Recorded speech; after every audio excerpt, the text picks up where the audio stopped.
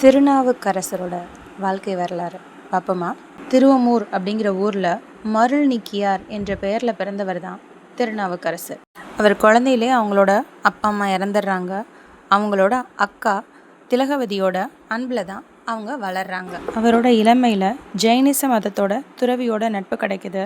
அவர் தர்மசேனர் என்ற பெயரில் சமண சந்நியாசியாக வாழ்ந்தாங்க. அவர் துறவியாக வாழ்ந்துட்டு இருந்தபோது ஒரு நாள் அவருக்கு கடுமையான வயிற்று வலி ஏற்பட்டுச்சான். அதை துறவிகளால் யாராலையுமே சரி பண்ணவே முடியலையாம். அப்போ அவங்க அக்கா கிட்ட போய் சொல்கிறாங்களாம்.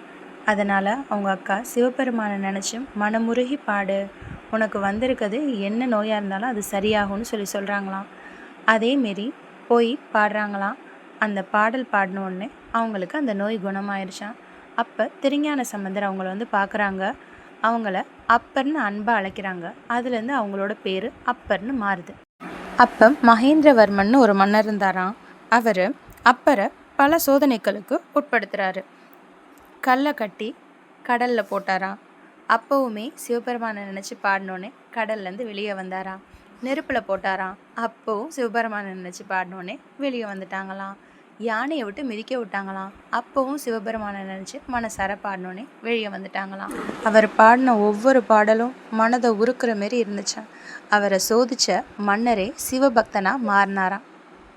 அப்பர் அவங்களோட வாழ்க்கையை கோயில் சேவைக்கேன்னு அர்ப்பணிச்சிட்டாங்களாம். கையில் உளவாரத்தோட எல்லா கோயில்களையும் சுத்தம் செஞ்சு பாடல்கள் பாடினாங்க. அவங்களோட பாடல் தேவாரம்னு அழைக்கப்படுது. வாழ்நாள் முழுவதுமே பக்தியோடு வாழ்ந்த அப்பர் சிவனடி சேர்ந்து மோட்சம் அடைகிறாங்க. அவரோட வாழ்க்கை சொல்கிற பாடங்கள் தவறான பாதையில் சென்றாலும் திரும்ப முடியும். இறை நம்பிக்கை எந்த சோதனை வந்தாலும் அதை வெல்ல முடியும். சேவை செய்கிறது தான் உயர்ந்த பக்தி. எளிமை தான் உண்மையான பெருமை. அவரோட எளிமையாலையும் பக்தியாலையும் தான் இன்று வரை நம்ம அவங்கள வணங்கிட்டுருக்கோம்.